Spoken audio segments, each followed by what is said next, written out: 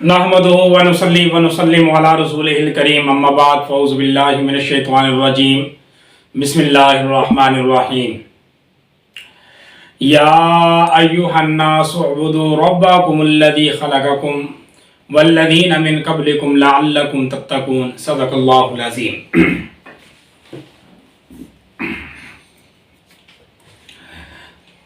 सूरत बकरा का तीसरा रुकू और इसकी तशरीह दर्स दावतुल कुरान के हवाले से आप हजरात के सामने है, इस दुआ के साथ कि अल्लाह पाक सही सही इसका मफ़हूम अदा करने की तौफीक अता फरमाए। अजीज़ान किराम, सूरत बकरा के आगाज़ में अल्लाह पाक ने इंसान की तकसीम बाएतबार एतक़ाद के ईमान की तीन हिस्सों में इंसान को तकसीम किया और मुस्तकिल दो रुकुओं के अंदर अल्लाह पाक ने इसी का तज़किरा किया। पहले वो लोग जिनका जो मानने वाले और पुख्ता यकीन वाले थे, जिनको मोमिन और कामयाब और मुफलिह कहा गया है, उनका तज़किरा किया। दूसरे नंबर पर उन लोगों का तज़किरा किया जो इनकारी और काफिर हैं, और तीसरे नंबर पर उन गिरोहों का तज़किरा किया जो निफाक करने वाले हैं, यानी दिल के साथ तो तस्लीम नहीं करते लेकिन ऊपर ऊपर ज़बान के साथ इकरार करते हैं। अल्लाह पाक ने इन तीन चीज़ों को यानी तीन ग्रोहों को तकसीम करने के बाद, इनके अकायद और इनके अंजाम का तज़किरा करने के बाद अब अल्लाह पाक ने अमूमी दावत शुरू कर दी है। अब मालिक कायनात ने अमूमी दावत दी है, यानी सबको ये दावत है, मुसलमान को भी, काफिर को भी, मुनाफिक को भी, सबको ये दावत है। मानने वाले को भी दावत है, ना मानने वाले को भी दावत है। अल्लाह पाक ने अपनी कुदरत की निशानियां दिखाकर अपनी तरफ मुतवज्जे किया है। या अय्युहन्नास, ए लोगो। अब यहाँ पर ये अन्नास का लफ्ज आम है, ये अलिफ लाम जिन्स का है, यानी जिन से इंसान सबको अल्लाह पाक ने शामिल करके ये खिताब कर दिया है कि या अय्युहन्नास, ए लोगो, ए इंसानो, उअ्बुदू रब्बकुमुल्लज़ी खलक़कुम, अपने परवरदिगार की इबादत करो जिस परवरदिगार ने तुम्हें पैदा किया है। अब यहाँ पर लफ्ज आया रब का। रब का मतलब होता है जो पालने वाला, जो पैदा करने वाला, जो पालने वाला, जो इंसान की तामीर करने वाला, जो इंसान को असफल से आला की तरफ ले जाने वाला है, ये रब है जो इंसान की बल्कि पूरी कायनात की परवरिश, वो परवरदिगार, वो रब्बे कायनात, उसको वही जगह, उसी जगह वो चीज मुहैया करता है, ये रब है। अगर मछलियों को समंदर के सतह में खाने की जरूरत पड़ती है तो उनके ग़िज़ा के मुताबिक उनको मुहैया करता है। अगर छोटे बच्चे को देखो, अब इंसान ही को देख लो, इंसान का एक बच्चा जब मासूम होता है तो एक नरम ग़िज़ा की जरूरत पड़ती है जो इसके हाजमे को भी दुरुस्त हो, इसके लिए सहूलत ज़्यादा भी हो, तो अल्लाह पाक ऐसा शीरी शरबत मुहैया कर देता है जो इसके माँ के पिस्तानों में होता है। और जब जरा बड़ा होता है अल्लाह पाक ठोस ग़िज़ा, फिर जब बड़ा होता है अल्लाह पाक इससे ज्यादा ठोस ग़िज़ा।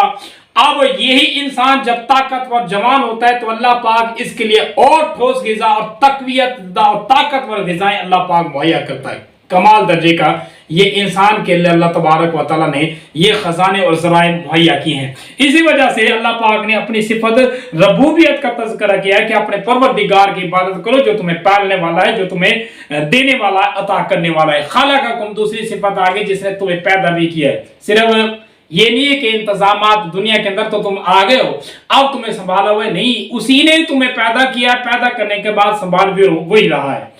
और वल्लज़ीना मिन क़ब्लिकुम, और सिर्फ तुम्हें नहीं बल्कि तुमसे पहले भी जितने तुम्हारे माँ बाप, तुम्हारे दादा दादी, जितने भी पहले आए थे उनको भी उसी ने पैदा किया था।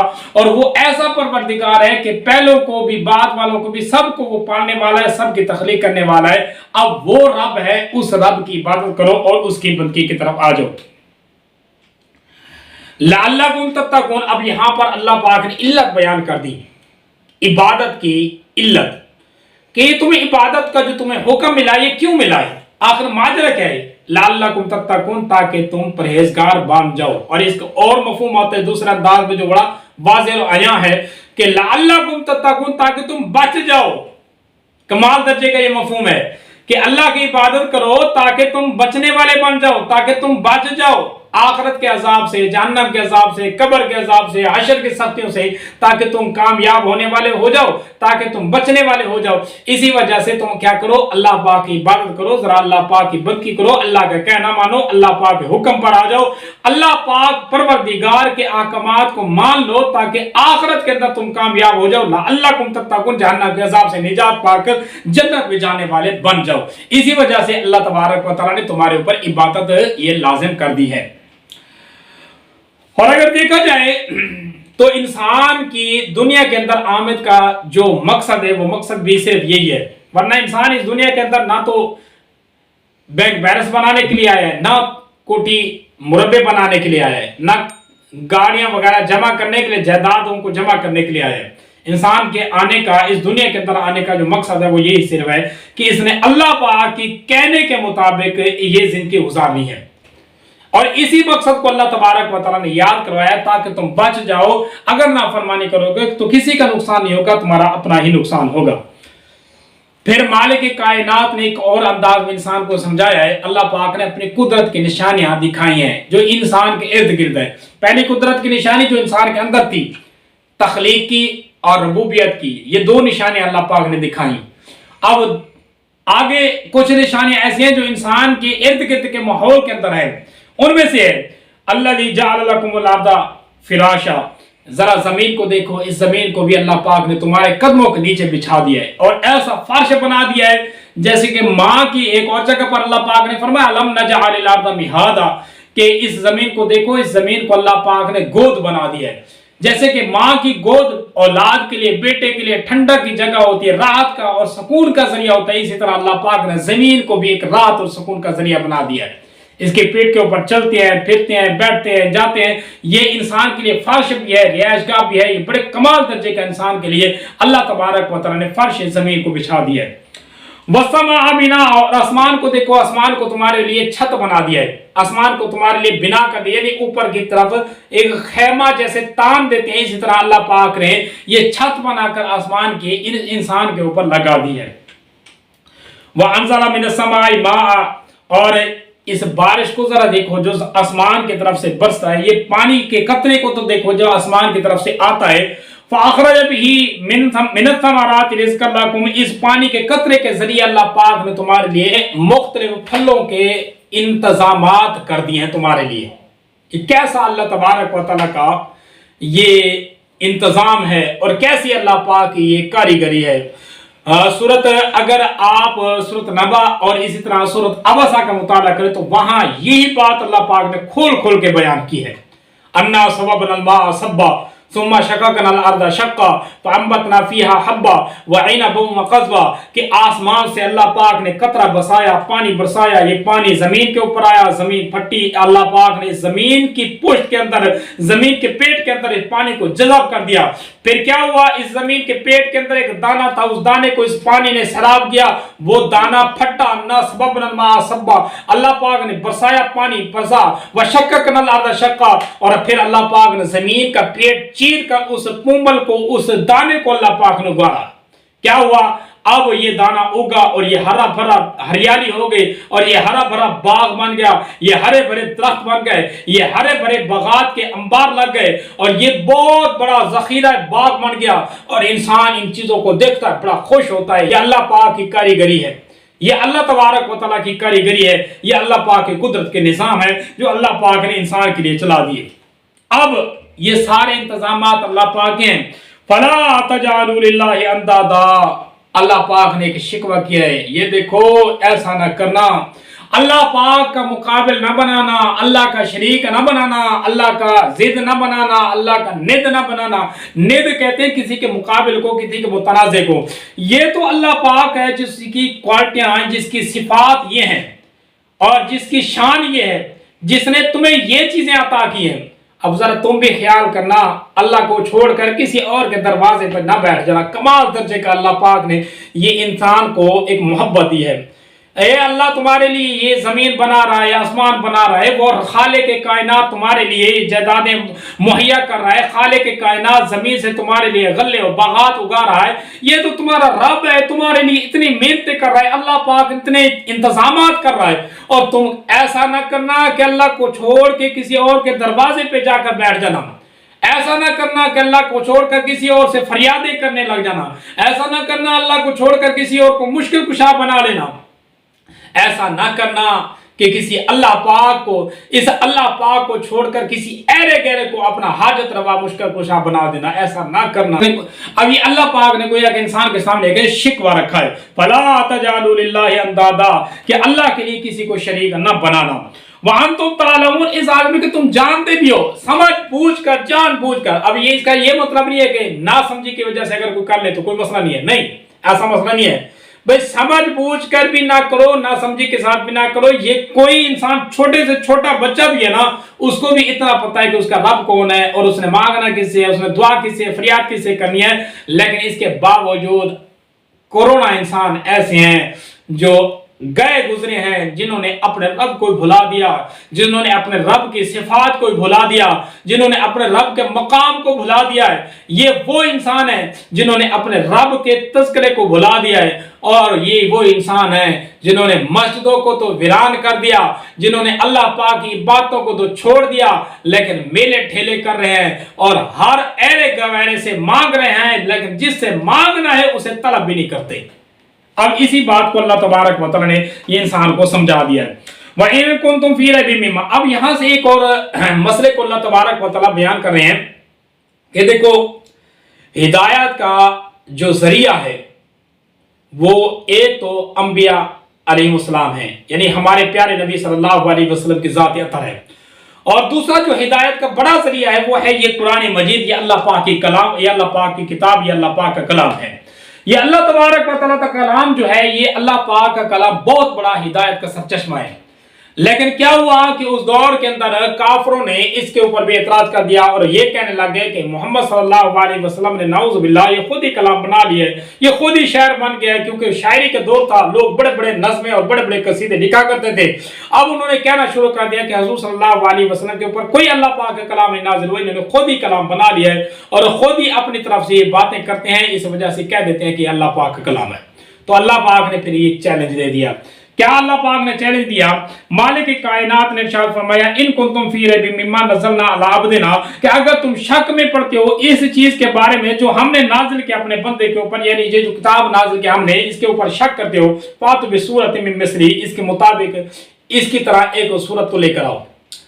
اب یہ اللہ تبارک و تعالی نے ایک بڑے انداز کے ساتھ، بڑے پیارے انداز کے ساتھ مختلف مقامات پر یہ چیلنج کیا ہے قرآن مجید کے بارے میں کفار سے۔ ایک جگہ پر اللہ تبارک و تعالی نے فرمایا فاتو بحدیث مثلی، فاتو بکتاب مثلی، اس طرح کی کوئی کتاب یا اس طرح کی کوئی بات لے کر آؤ، یعنی پوری کتاب جس طرح اللہ پاک نے یہ نازل کر دی اس طرح کی کتاب بنا کے لے آؤ۔ لیکن یہ مشکل تھا، پھر اللہ پاک نے آسان کیا۔ اب کیا آسان کیا؟ اللہ تبارک و تعالی نے فرمایا ایک جگہ پر فاتو بعشر سور مثلی، کہ اس طرح کی کیا کرو، کوئی 10 صورتیں بنا کر لے آؤ۔ اب یہ بھی بڑا مشکل تھا۔ اب اللہ پاک نے ایک اور آسان جگہ پر ایک طرح میں آسان کر دیا۔ مالک کائنات نے ارشاد فرمایا فاتوا بسورۃ من مثلہ، کوئی ایک سورت تو، چھوٹی سے چھوٹی ایک سورت تو لے کر آؤ، اس طرح کی جس طرح کی یہ اللہ پاک کی کلام، یہ اللہ پاک کی کتاب ہے، اس طرح کی کوئی ایک چھوٹی سورت، سورۃ الکوثر یا سورۃ العصر کی طرح ایک سورت بنا کے لے آؤ۔ اور روایتوں کے اندر آتی ہیں کہ اس دور میں جب یہ چیلنج ہوا تو کچھ کافروں نے کیا کیا، یہ بنانے کی کوشش بھی کی، نظم لکھنے کی کوشش بھی کی، کچھ صورتیں بنائی بھی صحیح، لیکن جب بنا کر قرآن مجید کے مقابلے میں انہوں نے موازنہ کیا تو اپنے انداز میں ہی وہ شرمشار ہوئے کہ قرآن کا اسلوب، قرآن کا طریقہ، قرآن کے الفاظ، قرآن کے حروفوں کا یہ جوڑ، قرآن کے نظم کا یہ اسلوب اور ترتیب، یہ تو بڑی شانوں والی کتاب لگتی تھی، اور ان کی جو لکھی ہوئی صورتیں، جو نظمیں تھیں، وہ تو اس قرآن مجید کے مقابلے میں گھٹیا، ان کے نظروں میں، ان کے خود کی نظروں میں بھی گھٹیا محسوس ہوتی تھی۔ تو وہ شرمسار ہو گئے اور انہوں نے اپنی نظم پھاڑ دی اور ان کو جلا دیا اور قرآن مجید کا مقابلہ کرنے سے قاصر رہ گئے۔ تو پھر اللہ پاک نے خود ارشاد فرما دیا فاتو بسورۃ من مصری وادعوا شہداءکم، اپنے گواہوں کو بھی اکٹھا کر لو، اپنے مددگاروں کو بھی اکٹھا کر لو، من دون اللہ، اللہ کے علاوہ، یعنی اللہ کے علاوہ اگر کسی کو خدا بنا رکھا ہے تم لوگوں نے تو اپنے خداؤں کو بھی بلا لو، اپنے کارسازوں کو بھی بلا لو، اپنے مددگاروں کو بھی بلا لو، سب کو بلا لو، ان کو تم صادقین، کر اپنے بات میں سچے ہو تو لے آؤ اور کیا کرو، اس طرح کی کوئی صورت بنا لو۔ فَإِلَّمْ تَفْعَلُوا، اگر تم نہ کر سکو، وَلَمْ تَفْعَلُوا، ہرگز کر بھی نہیں سکتے، یہ اللہ پاک نے عجیب انداز میں ان کو بیان کیا ہے کہ تم اگر نہ کر سکو، یہ جملہ شرطیہ لگا دیا، پھر اللہ پاک نے خود ہی بتا دیا وَلَمْ تَفْعَلُوا، تم کر بھی نہیں سکتے۔ ایسا نہیں ہے کہ اگر نہ کر سکو تو پھر آ جاؤ، اگر کر سکو تو پھر نہ ہدایت پر آؤ، اگر کر سکتے ہو تو پھر ٹھیک ہے، پھر تو دور رہو، اگر نہیں کر سکتے تو پھر مان لو، ایسی بات نہیں ہے۔ اللہ پاک نے یہ بتا بھی دیا کہ اگر تم نہ کر سکو تم کر بھی نہیں سکتے، اس قرآن کے مقابلے میں کوئی ایک صورت بنا بھی نہیں سکتے، اور اگر تم بنا نہ سکو پھر تمہارے لیے کیا ہے، تَقُوا النَّارَ الَّتِي وَقُودُهَا النَّاسُ والحجارہ، اور پھر اس آگ سے ڈر جاؤ جس آگ کا جو ایندھن ہے وہ پتھر اور انسان ہوں گے۔ ایسی آگ جو پتھروں سے جلائی جائے گی، اس آگ کی شدت سے تم ڈر جاؤ۔ اب یہ جو شدت پتھروں کا، انسان تو اس بات سے سمجھ آتی ہے کہ جہنم ہے، جہنم کی آگ میں انسان جلیں گے، لیکن یہ پتھروں کا تذکر آتا ہے، اس کے بارے میں علماء بہت سارے اقوال بیان کرتے ہیں، لیکن ان میں سے دو قول میں ذکر کروں گا۔ ایک تو یہ کہ چونکہ تاریخ میں آتا ہے کہ انسانوں نے جب بگاڑ پیدا کیا اللہ کے مقابلے میں، جیسے کہ ابھی آیت آئی ہے کہ اللہ پاک نے فرمایا فَلَا تَجْعَلُوا لِلَّهِ أَندَادًا، اللہ کے مقابلے میں کسی چیز کو نہ بناؤ، تو انسانوں نے گھٹیا کام کیا کہ کیا کام کیا، انہوں نے پتھروں کو تراش کر خدا بنا لیے۔ تو اللہ پاک نے پھر وہی فرما دیا کہ جب انسان جہنم میں جائیں گے، اپنا خدا، اپنا جو پتھر کا بنایا بت ہوگا اس کو بھی ساتھ لے جائیں گے، وہ بھی جلے گا، یہ خود بھی جلیں گے، ان کے حسرت کو بڑھانے کے لیے کہ ساری زندگی جس خدا کی عبادت کرتے رہے وہ خدا بھی جہنم میں ہے۔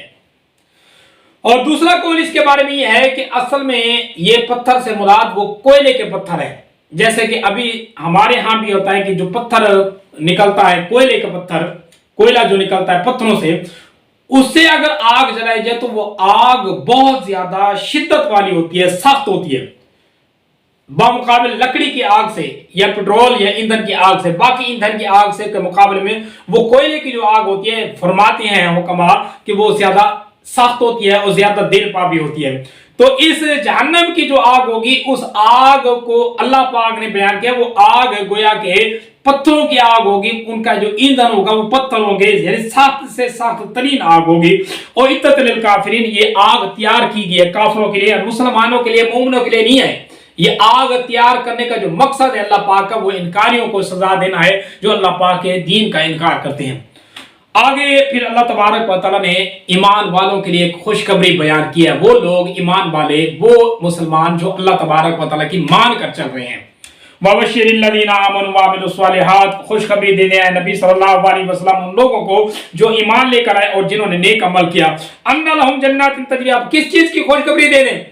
مالک کائنات کس چیز کی پتہ ہے خوشخبری؟ اللہ پاک نے فرمایا إِنَّ لَهُمْ جَنَّاتٍ تَجْرِي مِن تَحْتِهَا الْأَنْهَارُ، کہ ان کو باغوں کی، ایسی سرسبز باغوں کی خوشخبری دے دیں جن کے نیچے نہریں بہتی ہوں گی، اور ان باغوں کا ان کو وارث بنا دیا جائے گا، اس چیز کی ان کو خوشخبری دے دیں۔ اچھا، اب یہ ایک اور جگہ پر اللہ تبارک و تعالیٰ نے نہروں کا جو تذکرہ کیا ہے، 4 قسم کی نہروں کا تذکرہ کیا ہے قرآن مجید کے اندر، وہ جو باغوں کے اندر ہوں گی۔ مثل الجنۃ التي وعد المتقون فيها انہار من ماء غیر آسن وانہار من لبن لم يتغیر طعمه وانہار من خمر لذۃ للشاربین وانہار من عسل مصفى، کہ 4 قسم کی نہریں ہوں گی جو باغوں کے نیچے ہوں گی، اور وہ کیا، ایک دودھ کی نہر ہوگی، ایک شفاف پانی کی نہر ہوگی، ایک شہد کی نہر ہوگی، اور ایک شراب طہور کی نہر ہوگی۔ یہ 4 قسم کی نہریں بہتی ہوں گی، اور باغوں کے سرسبز باغ ہوں گے، ان باغوں کے نیچے سے جل رہی ہوں گی، اور یہ بڑا منظر پرکشش بنایا اللہ پاک نے۔ ایک باغ ہوں، پھر باغوں کے درختوں کے نیچے نہریں چل رہی ہوں، اور درختوں، اس نہروں کے جو کنارے ہیں ان کے اوپر محلات ہوں، اور انسان کے لیے وہ تیار کیا گیا ہو، تو یہ منظر جو ہے نا بڑا پرکشش ہوتا ہے، بڑا خوبصورت ہوتا ہے۔ اس خوبصورتی کو اللہ پاک نے، جنت کی خوبصورتی کو اللہ پاک نے کچھ انداز میں بیان کیا ہے۔ پھر یہ نہریں بہتی ہوں گی، اب کیا ہوں گے؟ مسلمان وہاں رہتے ہوں گے، گویا کہ اس چیز کی اللہ تبارک و تعالیٰ نے خوشخبری دی ہے۔ اب مسلمان کو ذرا سوچے، یہاں ایک مرلہ زمین لینے کے لیے لڑ رہا ہے، جھگڑ رہا ہے، نمازیں چھوڑ رہا ہے، باتیں چھوڑ رہا ہے، اور جس اللہ پاک نے اس انسان کے لیے اتنی جائیدادیں تیار کر لی ہیں، ان جائیدادوں کو چھوڑ رہا ہے۔ کلما رزقوا منها من ثمرات رزقا، پھر جب بھی ان باغوں میں سے کوئی پھل اس انسان کو دیا جائے گا تو یہ کہے گا قالوا هذا الذي رزقنا من قبل، کہ اس جیسا پھل تو میں نے پہلے بھی کھایا ہے۔ اب یہ پہلے کب کھایا ہے؟ دو قول آتے ہیں کہ ایک درخت سے جب ایک پھل توڑ کر کھائے گا تو اس کا ذائقہ اور ہوگا، پھر اسی درخت سے دوسرا پھل جب دیا جائے گا تو دیکھے گا تو کہے گا ہاں یہ تو پہلے میں نے لیا ہے، ابھی تو میں نے کھایا ہے، اور لیکن جب کھائے گا تو ذائقہ اور ہوگا، مختلف ہوگا۔ ایک ہی درخت کے ہر پھل سے ذائقہ اس کو مزیدار ذائقے اس کو تبدیل اللہ پاک دے کر کھلائے گا۔ یا پھر اس کا دوسرا قول یہ ہے کہ جب جنت کے پھلوں کو دیکھے گا تو یہ دنیا کے پھلوں کی طرح ہوں گے، لیکن شکل و صورت میں اس طرح ہوں گے، مزے میں اور لطافت میں، ذائقے میں اور ہوں گے، مختلف ہوں گے، لیکن حیات کے اعتبار سے جیسے جہاں دنیا کے اندر سیب ہے تو اسی طرح کا سیب ہوگا، اگرچہ حیات میں زیادہ بڑا ہوگا اور خوبصورت ہوگا، لیکن ہوگا اسی شیپ میں، شیپ سے مراد اسی شکل و صورت میں۔ اسی طرح کا انگور، اسی طرح کا کیلا، اسی طرح کے جو فروٹ ہم استعمال کرتے ہیں، اسی طرح کے پھل وہاں جنت میں جب دیکھے گا تو کہے گا کہ اسی طرح کے پھل تو میں نے پہلے بھی دنیا کے اندر بھی دیکھتا تھا، لیکن جب کھائے گا تو مزے اور ہوں گے، ذائقے اور ہوں گے، اور ذائقوں کو دیکھ کر وہ یاد کرے گا ہاں یہ تو بہت مزیدار ہے۔ وہ بھی یہ متشابہ، پھر اسی طرح کے ملتے جلتے پھل کھائے گا، ہر قسم کے پھل استعمال کرے گا اور ان کے ذائقے مختلف پائے گا۔ وَلَهُمْ فِيهَا أَزْوَاجٌ مُطَهَّرَةٌ، اور پھر جنت میں ایک خوشخبری ان کو یہ بھی ہوگی کہ وہاں ان کی زوجہ، ان کی بیویاں جو ہوں گی، جنتیوں کی جو زوجہ ہوں گی وہ بڑی پاکیزہ ہوں گی اور بڑی صاف ستھری ہوں گی۔ اب اگر احادیث کی طرف دیکھا جائے تو حضور صلی اللہ علیہ وسلم نے ارشاد فرمایا جنت کی جو حور ہوگی، جنت کی جو عورت ہوگی جو ایک مرد کو دی جائے گی، وہ اتنی زیادہ اچھی اور عمدہ ہوں گی کہ وہ اگر عورت دنیا کی طرف جھانکے تو یہ سورج مدھم پڑ جائے۔ وہ جنت کی جو حور ہے وہ اگر کھارے کنویں کے اندر جس کا پانی نمکین ہو، سمندر کے اندر اگر تھوک اپنی ڈال دے تو سمندر بھی میٹھا ہو جائے، اتنی اچھی اور اتنی عمدہ۔ اور اس نے 70 لباس پہنے ہوئے ہوں گے، لیکن ہر لباس عمدہ نظر آ رہا ہوگا، نہ لڑے گی، نہ جھگڑے گی، نہ تنگ کرے گی۔ تو اس طرح کی ساری بد جو بری آتے ہیں وہ نہیں ہوگی جنت میں، اچھا سے عمدہ آتے وہ جنت میں ہوں گی اور انسان ان سے لطف اندوز ہوگا۔ اور اللہ تبارک و تعالیٰ نے ایک جملے کے اندر جنت کے سارے لطف کو بیان کر دیا، وَلَكُمْ فِيهَا مَا تَشْتَهِي أَنفُسُكُمْ وَلَكُمْ فِيهَا مَا تَدَّعُونَ، جو مانگو گے وہ ملے گا، جو دل چاہے گا وہ حاصل کرے گا۔ کمال درجے کی جنت ہوگی۔ اور وہاں پھر ایک اور خوبی وَهُمْ فِيهَا خَالِدُونَ، کہ وہاں ہمیشہ ہمیشہ جنتی رہیں گے، نہ وہاں بوڑھا ہوگا بندہ، نہ موت آئے گی، نہ وہاں موسم کا تغیر اور تبدل ہوگا، نہ صحت خراب ہوگی، نہ پریشانی ہوگی، وہاں کسی قسم کی کوئی پریشانی نہیں ہوگی، ہر آسائش مہیا ہوگی اور ہمیشہ کے لیے ہوگی، اور انسان ہمیشہ رہے گا، کبھی زندگی ختم نہیں ہوگی، کبھی زندگی کے اوپر آنچ نہیں آئے گی، کبھی انسان کے اوپر کسی قسم کی کوئی پریشانی کے اثرات نہیں آئیں گے۔ یہ ہے جنت، جس جنت کو اللہ پاک نے تیار کر رکھا ہے مومنین کے لیے۔ اور پھر آگے ایک اعتراض کا اللہ تبارک و تعالیٰ نے جواب دیا ہے۔ قرآن مجید کے اندر مختلف مقامات پر اللہ پاک نے سمجھانے کے لیے انسان کو مثالیں دی ہیں، جیسے کہ ایک جگہ پر اللہ پاک نے مکڑی کی مثال دیتے ہوئے ارشاد فرمایا ہے مثل العنکبوت اتخذت بیتا، کہ یہ لوگ جو دنیا کو اپنا، یا یہ لوگ جو دنیا کو اپنا کارساز بنا رہے ہیں، بتوں کو اپنا حاجت روا بنا رہے ہیں، ان کی مثال تو ایسے ہے، جو دنیا کو اپنا ساز و سامان بنا رہے ہیں، ان کی مثال تو ایسے جیسے کہ مکڑی ہے، وہ جالا بناتی ہے اور اس جالے کے اوپر اعتماد کر لیتی ہے، پھر کیا ہوتا ہے، ہوا آتی ہے وہ جالا اڑ کے چلا جاتا ہے۔ تو یہ دنیا داروں کی مثال بھی ایسی ہے، دنیا کے ساتھ تانا مانا اکٹھا کیا، मौत आई, सब कुछ खत्म। इसकी मिसाल अल्लाह पाक ने, और एक जगह पर अल्लाह पाक ने दुनिया के बुत परस्तों की मिसाल दी है, जो बुतों को अपना मुश्किल कुशा हाथ तलवा बनाए बैठे हैं। अल्लाह पाक ने उनकी मिसाल दी है जैसे कि एक मक्खी, कि मक्खी क्या होगी, ये मक्खी तो ये बुत जो होते हैं ये तो एक मक्खी नहीं बना सकते, बल्कि मक्खी का पर भी नहीं बना सकते। और अगर मक्खी कोई चीज छीन कर ले जाए तो वो वापस भी नहीं ले सकते। तो किस तरह के इनके खुदा हैं।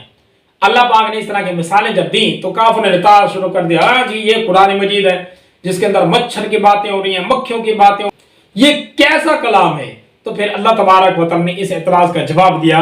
मालिक कायनात ने इरशाद फरमाया, इन्नल्लाह ला यस्तही अन यज़रिबा मसलन मा बऊज़तन फमा फौक़हा, कि अल्लाह पाक नहीं हया करता कि मिसाल बयान करे मच्छर या इसके ऊपर की। यानी मिसाल एक मिसाल ही है। अब मिसाल से क्या साबित होता है, मिसाल से तो एक मफहूम समझाना मकसूद होता है, बयानी वो मिसाल तो मकसूद नहीं होती। मिसाल से एक सबक देना मकसूद होता है। तो अल्लाह पाक इससे कोई आर नहीं करते, अल्लाह पाक को कोई आर नहीं आती। जैसे कि वो कहते हैं हाँ जी हम इस तरह की मिसालें दें, नहीं, अल्लाह पाक ने समझाना है मुसलमान को, इंसान के दिमाग में, इंसान के दिमाग के मुताबिक बात करनी है। ये अल्लाह तबारक व तआला हकीम है और उसकी हिकमत के साथ ये मामला थे, इस वजह से अल्लाह पाक नहीं हया करता। बाकी यह मसला इंसानों का, जो लोग ईमान वाले हैं, वो तो जानते हैं कि अल्लाह पाक की तरफ ये हक है, बातें ठीक है, अल्लाह पाक ने समझाई है, बातें ठीक ही है। लेकिन जो लोग इनकारी हैं, काफिर हैं, वो लोग कहते हैं कि इससे क्या इरादा किया अल्लाह पाक ने, इससे इरादा किया अल्लाह पाक ने, ये मिसालें क्यों दे रहे हैं। युज़िल्लु बिही कसीरन व यहदी बिही कसीरा, बस इसके जरिए बहुत से लोग हैं जो गुमराह हो जाते हैं और बहुत से लोग जो है वो क्या होते हैं, हिदायत भी पा जाते हैं। यानी जिन्होंने मानने की इरादा किया उनके लिए कुरान मजीद रोशन किताब बन गई, और जिन्होंने इनकार किया उनके लिए हिदायत नहीं बल्कि गुमराही का जरिया बन गया। अब कुरान मजीद तो गुमराह नहीं करता, लेकिन बात यह है कि अल्लाह तबारक व तआला की रहमत, ये अल्लाह तबारक व तआला की रहमत है। इसकी मिसाल ऐसे है जैसे कि बारिश हो। अब बारिश एक उम्दा और अच्छे बाग में भी हो रही है, वही बारिश की पानी एक गंदी जगह पर भी पड़ रहा है, लेकिन जब बारिश खत्म होती है तो क्या होते हैं हालात, गंदी जगह से ताफून बदबू ज्यादा उठ रही है बारिश के पड़ने की वजह से, और बागों से जहां फूल और कलियां हैं वहां से खुशबुएं ज्यादा महक रही हैं। अब बारिश तो एक ही तरह की बरसी है, लेकिन गंदी जगह पर गंदगी ज्यादा हो गई और उम्दा जगह से खुशबुएं ज्यादा होंगी। इसी तरह मिसाल है कुरान मजीद की। कुरान मजीद का फैज तो आम है, लेकिन जो लोग गंदे हैं, उनके दिमाग में गंद है, वो उनके दिमाग के अंदर गलाजत है, तो उनकी गलाजत ज्यादा होते हैं, वो तरह तरह के एतराज करते हैं, तरह तरह की शुबात उनकी ज्यादा होती है। और जो लोग ईमान वाले हैं वो देखते हैं, वो सच मानते हैं और उनके ईमान में तकवीयत होती है, ईमान ज्यादा होता है। इसी की चीज को अल्लाह तबारक व तआला ने खुद बयान कर दिया है, वमा युदिल्लु बिही इल्लल फासिकीन। हाँ, ये कुरान मजीद गुमराह नहीं करता सिवाय फासिकों के, नाफरमानों के। जो नाफरमान होते हैं, हट धर्म जो होते हैं, जो ना मानने वाले होते हैं, उन्हीं को गुमराह करता है, इनके अलावा और किसी को गुमराह नहीं करता।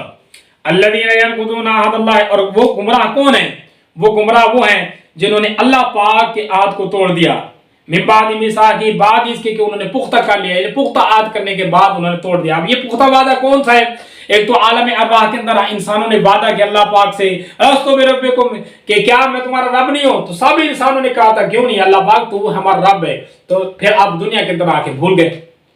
या फिर ये है कि पुख्ता वादा उन्होंने कर दिया, अभी काफिर इसके अंदर भी शामिल हो जाएंगे। और फिर दूसरा तरीका ये है कि इन्होंने आकर देखा, कायनात की चीजों को देखा, कायनात के मुशाहदात किया और हर चीज को देखा, इनको अल्लाह पाक की कुदरत नजर आ गई। अब इनका गोया के कायनात को देखने के बाद अल्लाह पाक के ऊपर यकीन हो गया, पुख्ता यकीन हो गया। लेकिन पुख्ता यकीन होने के बाद वजूद ये ईमान नहीं लेकर आते, गोया कि अल्लाह पाक के वादे से इनकार कर रहे हैं। वयक्तऊना मा अमर अल्लाह, फिर दूसरी बात यह है कि अल्लाह पाक ने जिन चीज को करने का हुक्म दिया, जिन कामों के करने का हुक्म दिया, उनको क्या करते हैं, तोड़ते हैं। और जिनके साथ हुस्न सलूक करने का हुक्म दिया, अय्यूसला वयुफसिदूना, फिलहाल जमीन के अंदर फसाद मचाते हैं, उनके साथ सिला रहमी नहीं करते। अल्लाह पाक ने जो अहकामात दी हैं वो नहीं करते। अल्लाह पाक ने जिन कामों से रोका है वहां से नहीं रुकते, जिन कामों के करने का हुक्म दिया वहां वो काम करते नहीं है। रिश्तेदारों के साथ हुस्न सलूक का हुक्म दिया वो नहीं करते। और अल्लाह तबारक व तआला ने इंसानों के साथ अच्छा मामले करने का हुक्म दिया वो नहीं करते। जमीन के साथ, जमीन में अल्लाह पाक ने فساد نہ کرنے کو حکم دیا یہ فساد کرتے ہیں، تو یہ وہ لوگ ہیں جو فسادی ہیں۔ اور اللہ پاک نے کہا ہے کہ ان لوگوں کا حالت یہ ہوگی اولئک هم الخاسرون، یہ لوگ ہوں گے جو خسارہ اٹھانے والے ہوں گے، یہ لوگ ہوں گے جو نقصان اٹھانے والے ہوں گے۔ پھر اللہ تبارک و تعالیٰ نے کہا ہے کہ یہ دنیا کی زندگی، عارضی زندگی، گویا کہ ایک مشاہدہ اللہ پاک نے کروا دیا ہے کہ جو کچھ کرنا ہے نا اس دنیا کے اندر کر لو، عارضی سی زندگی ہے، دنیا کی زندگی تھوڑی سی زندگی ہے۔ کیسے تم اللہ پاک کا انکار کر سکتے ہو؟ کیف تکفرون باللہ، اللہ پاک کا انکار کیسے کر سکتے ہو؟ وَكُنْتُمْ أَمْوَاتًا، پہلے تم مردہ تھے، یعنی نہیں تھے، انسان کا تذکرہ بھی نہیں تھا۔ هَلْ أَتَىٰ عَلَى الْإِنسَانِ حِینٌ مِّنَ الدَّهْرِ لَمْ يَكُنْ شَيْئًا مَّذْکُورًا، یہ انسان تو ایسا تھا کہ اس کا تو ذکر تک نہیں تھا، اس کا تو نام نشان نہیں تھا۔ پھر اللہ پاک نے اس کے اوپر کرم کیا، مالک کائنات نے اس کو نام دیا، اس کو پیدا کیا، اس کو شکل و صورت دی، اب انسان بن گیا۔ کنتم امواتن، گویا کہ پہلے یہ مردہ تھا، پہلے نہیں تھا۔ فاحیاکم، تمہیں زندہ کیا، یعنی تمہیں شکل و صورت دے کر اللہ پاک نے کائنات کے اندر بھیج دیا۔ ثم یمیتکم، پھر تمہیں مارے گا۔ اب یہاں دنیا کے اندر آنے کے بعد دوسری موت آ گئی، یہ دوسری موت ہے۔ ثم یحییکم، پھر اللہ تبارک و تعالی زندہ کرے گا، پھر نہیں مارے گا۔ ثم الیہ ترجعون، پھر تم لوٹ کر اللہ پاک کے سامنے ہو جاؤ گے۔ گویا کہ ہر انسان کے اوپر دو دفعہ موت ہے، دو دفعہ حیات ہے۔ پہلے موت ہے، پھر حیات ہے۔ پہلے انسان مردہ تھا، اللہ پاک نے زندہ کیا، دنیا کے اندر بھیج دیا، پھر اللہ پاک نے مارا۔ گویا کہ یہ موت عارضی کہ اللہ پاک نے مارنے کے بعد قبر تک پہنچا دیا، اب دو موتیں ہو گئی۔ ثم یحییکم، پھر اللہ پاک نے اس کو زندہ کرنا ہے۔ بعد یہ دوسری جو حیات ہوگی، حشر کے اندر حیات ہوگی، وہاں اللہ پاک کی عدالت میں بھیجا جائے گا، اللہ پاک کی عدالت میں کھڑا ہوگا، پھر اس کے بعد موت نہیں ہوگی، حیات ہی حیات ہوگی۔ یہ انسان یا تو خیر ہوگا یا پھر شر میں چلا جائے گا، لیکن اس کے بعد انسان کے اوپر موت طاری نہیں ہوگی۔ پھر اللہ اب آخری آیت میں اللہ پاک نے اپنی شان کو بیان کیا ہے، هو الذی خلقکم، کیونکہ اس رکوع کی ابتدا بھی اسی چیز سے ہوئی تھی کہ تمہارا رب ہے جس نے تمہیں پیدا کیا۔ اب اس رکوع کی انتہائی یعنی آخری جو آیت ہے اس کے اندر بھی اللہ پاک نے یہ بیان کیا، هو الذی خلقکم، وہ ہے تمہارا رب، یہ ہے تمہارا رب، یعنی یہ جو شانیں بیان کی اللہ پاک نے، یہ شانیں بیان کرنے کے بعد اللہ پاک نے ارشاد فرمایا یہ ہے وہ تمہارا رب، خلق لکم، جس نے تمہارے لیے پیدا کیا، ما فی الارض جميعا، جو کچھ زمین میں ہے۔ پہلے آیت میں اللہ پاک نے کہا تھا کہ وہ تمہارا رب ہے جس نے تمہیں پیدا کیا۔ اب اللہ پاک نے یہ سارا بیان کرنے کے بعد، جنت کے تذکرے کرنے کے بعد، یہ دنیا کے نعمتیں گنوانے کے بعد، اب اللہ پاک نے ارشاد فرمایا تمہارا رب وہ ہے جس نے تمہارے لیے اتنی ساری چیزیں پیدا کی۔ گویا کہ ارشاد فرما رہے رب کائنات، اے تمہارا رب یہ ہے جس نے تمہارے لیے یہ بنایا، تمہارے لیے زمین بنائی، تمہارے لیے آسمان بنایا، سمندر، پانی، غذائیں بنائی، یہ ساری چیزیں تمہارے لیے تو بنائی ہیں، یہ ہے تمہارا رب۔ ثم استوى الى السماء فسواهن سبع سماوات، پھر وہ متوجہ آسمان کی طرف، اس نے آسمانوں کو 7 آسمان بنا دیے، گویا کہ تمہارے اوپر چھتیں بنائی بہترین طریقے سے، 7 اللہ پاک نے شیام آسمان کے چھتیں ڈال دی، اللہ پاک نے کرا دی۔ وَهُوَ بِكُلِّ شَيْءٍ عَلِيمٌ، اور ہر چیز کو اللہ پاک جاننے والا، یعنی ہر چیز سے باخبر بھی ہے۔ ایسا نہیں ہے کہ مالک کائنات نے بنانے کے بعد چھوڑ دیا اب بے خبر، نہیں، ہر چیز کا نگہبان بھی خود ہے، قادر مطلق بھی خود ہے، اور ہر چیز کو جانتا بھی ہے۔ یہ اللہ تبارک و تعالی کے علم میں موجود ہے۔ جو کچھ کرو گے آخرت کے اندر اللہ پاک سے جا کر تم نے حساب و کتاب دینا ہے۔ دعا ہے اللہ تبارک و تعالی عمل کی توفیق عطا فرمائے، آمین۔ بآخر دعوانا الحمدللہ رب العالمین۔